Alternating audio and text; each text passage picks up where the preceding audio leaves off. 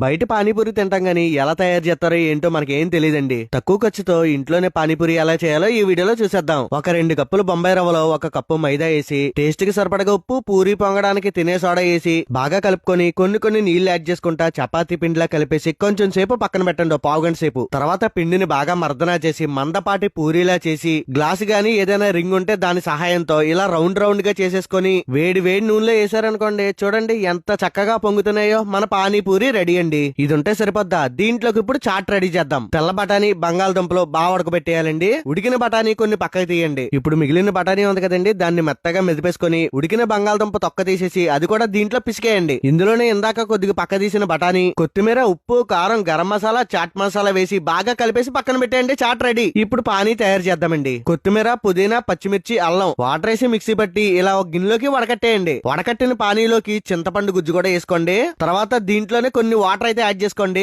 మీకు పులుపుకి ఘాటుకి తగ్గట్టు వేసుకోండి. తర్వాత దాంట్లోనే ఉప్పు, కారం, జీలకర్ర పౌడర్, ధనియాల పౌడర్, లైట్ గరం మసాలా వేసారంటే పానీ కూడా రెడీ. బాబోయ్ ఇదంతా మా వల్ల కాదనుకుంటే ఇంకేం చేస్తామండి, బయట బండి దగ్గరికి వెళ్ళి 25 రూపాయలు ఇచ్చి ఫుల్ గా తినేయడమే.